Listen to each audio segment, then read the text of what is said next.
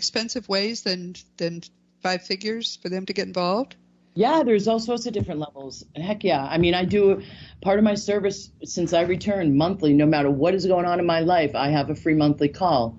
And that's on my website, vibrationalupgrade.com, to the far right, new, begin here.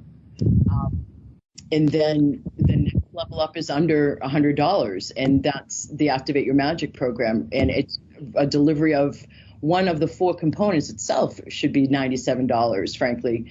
I say that because I used to do one of these 4 things you get from Activate Your Magic a week, realized how much I was doing, pulled back to twice a month, still then pulled back to once a month because it's just so much healing. And that's only one of the 4 things you receive. That's great. That's terrific to hear, I have to tell you. Yeah, no, I'm not going to, I make it accessible to whatever people are choosing. So Roberta, let me answer, because I feel like I can perceive a question you have. So if somebody has a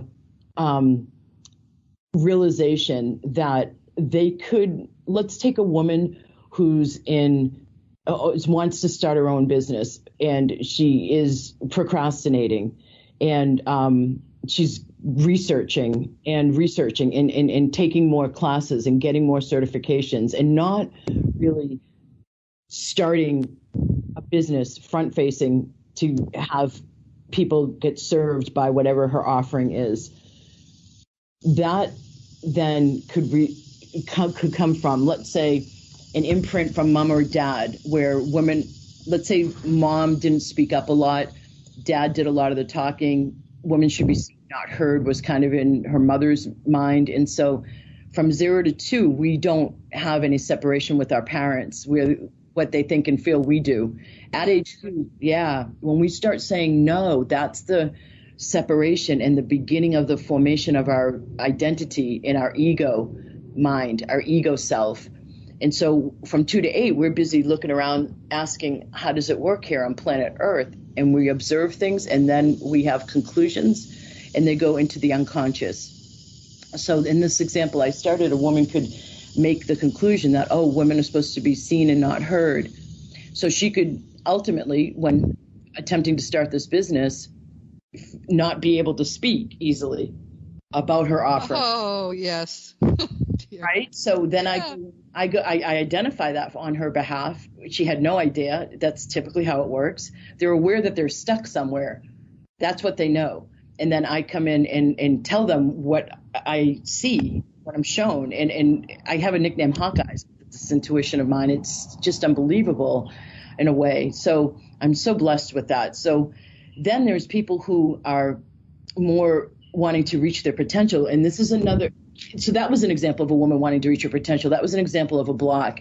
But if somebody is thinking everything's okay, everything's good in my life, what I understand about where we're moving is humanity now. And I've always asked this question, how do we have the most thriving, joyous lives and live up to our potential? There's at least 85%. That's the scientific quote. I feel like from everything I've seen from the thousands and tens of thousands at this point, people I've worked with through the years, it's more like 90 to 95% of when we are making our daily choices of what to do, where to go, what to wear, what email to open, what email to skip, who to call, who to respond to, what to action out on our to-do list. For example, up to 95% is habituated. It's in the unconscious and subconscious, meaning we don't hear the conscious choice. So, you know, when you learn to drive, how you say, put foot on brake, put foot on gas. Yes, you have to think about driving. Exactly. You don't do that anymore, right? No, nobody does. Right. So that goes, have mastered something and you don't need it in the conscious mind. It goes into the subconscious. So between all these unconscious beliefs, I'm hearing some people refer to them today as unconscious biases, and imprints and conditioning and stuff that's happened in other lifetimes, like karma or contracts, that like a woman who I'm working with now, she was once in a religious order and really austere, had vows of poverty. And so it was radical for her to allow herself to buy something for herself that she wanted. And the joy that emanated helped her health from honor that she wanted, right? Yep. So So if we're clearing out our what I call back of the house consciousness, our unconscious and subconscious, if we're just sitting there receiving clearings without having a big problem in our life or without being stuck, then we're having more consciousness or life force released to be awakened at the front of the frontal lobe or the front of the head consciousness, where we will hear the thoughts. So we have more consciousness at our disposal to be less inhabit in robot mode and make more conscious choices and hear more guidance. So in a moment, we can catch energy behind that email and say yes. Whereas instead we'll know to not go into that email or not action out that thing on our to-do list because it's not time yet, because we are that able to be present in the moment instead of on robot or habitual mode.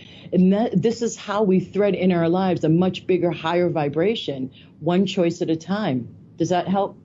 Yeah. I think everyone is, because we're unique, really, we all are. Everyone will resonate slightly differently with the various things you've said, but some of them will really catch on each person's mind some part of what you've said. And I think once we're open to trust a teacher, it's so much easier for that teacher to help us to open further. And I'm sure that's why what you're doing has been so successful, because when people begin to open to you, and you have such a lovely personality, I'm sure they always do, it's probably quite possible for them really to make the leap that's necessary.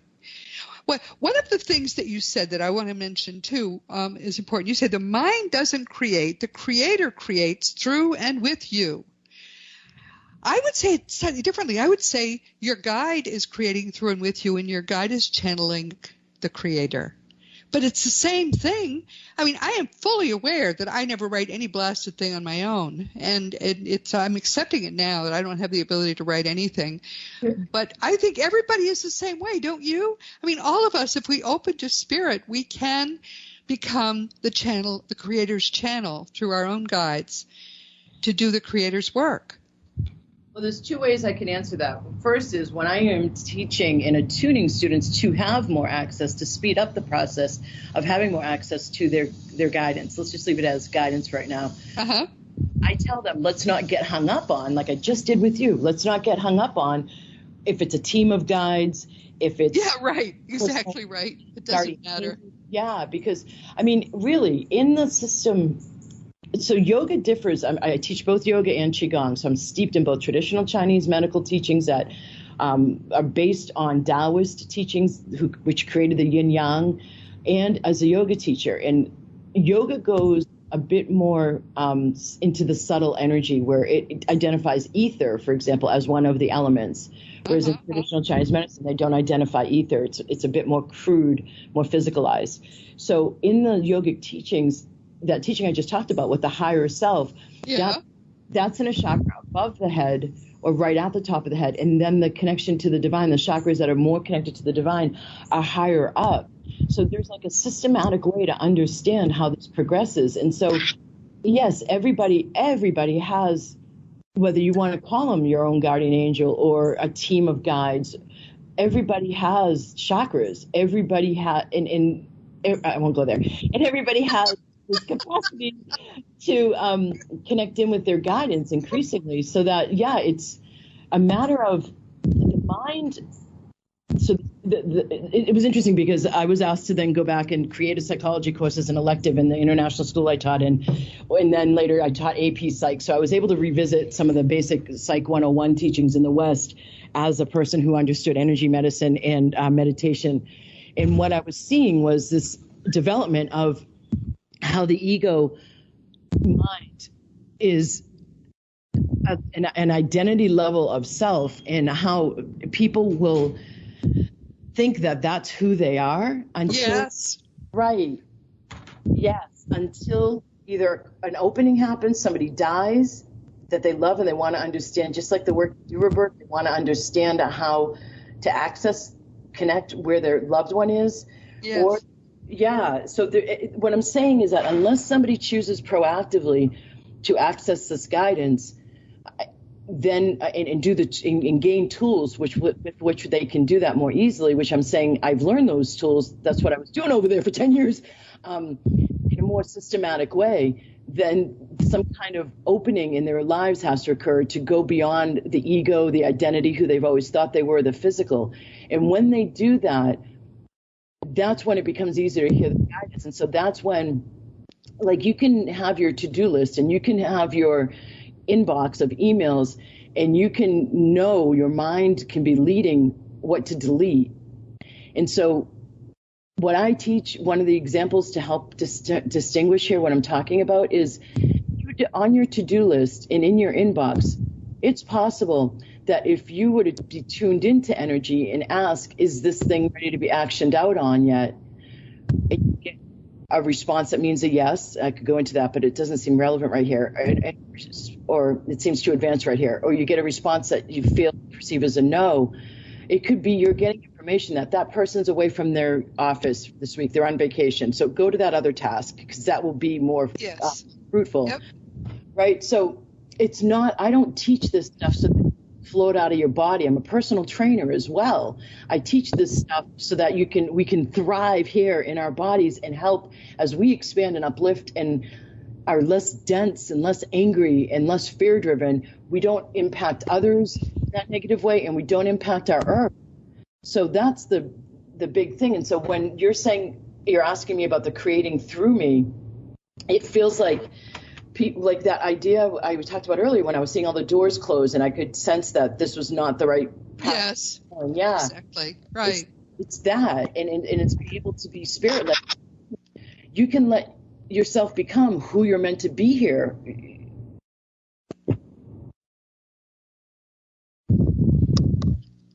I could stop there for now, I mean, if you could live out your life from your personality level, where you're basically repeating what your parents in society of birth and where you grew up conditioned you, or you can be basically creating your life in connection with something higher than you that really has you on purpose and on your path and fulfilled, and knowing that this is inherently you, while you clear out the stuff from other lifetimes that's no longer relevant, or this lifetime, where your soul evolves, and then you do have a choice about, do I have to return? There's a thing in yogic culture, yoga teachings called Samskaras, and each of us are born with like 2 of them, maybe sometimes 3, where they're core level behavioral patterns that are our area where we have the most difficulty evolving beyond, where they trip us up the most. And it seems from all the research I've done, from all the work I've done, in helping people on this path, it seems like in those 2 or 3 sticky points, that's why we incarnate in a body, is to evolve our soul. It's called the Wheel of Dharma in the East, to move beyond where we were previously not evolved beyond. So so in allowing the Creator to create through us and in merging with our higher self, and having that more present and making guiding our choices, rather than the personality level self where you're just closed off. That's the way to evolve, and that's the way to make the most out of why you're in a body in the first place. I don't mean to sound like I know as an authority, because ultimately I can't know until, ultimately I don't know. Ultimately, nobody knows. But from everything I've researched and perceived and have done, it's that which I just said. Wow. I was going to ask you to sum up this, and you summed it up better than I could have ever imagined you're doing it. Before I even asked, you must be a mind reader. I have a feeling you are. I am. I have to. And that's what I say. When people react like that, Roberta, I say that's what you're paying me for, is to lose your mind. Pay you anything, which is even better. I'm getting all this for free. Thank you, my dear, so much. All right. So you have other books. Tell just the little thumbnail sketch. What are your other books? The first one is What If There's Nothing Wrong? It is the biggest book. It's 416 pages, and it is a text, really. I wrote it from the perspective of, why is it in the West that we don't go beyond the physical? Why do we have difficulty with the spirit and with consciousness, when over half of the rest of the world recognizes that the invisible holds more power than the physical? Yeah. Yeah. Okay, well, that sums it up pretty well. Now, there was a second one, too, before Reasonable Dragons, right? Vibrational Upgrade, A Conspiracy for Your Bliss, and the subtitle's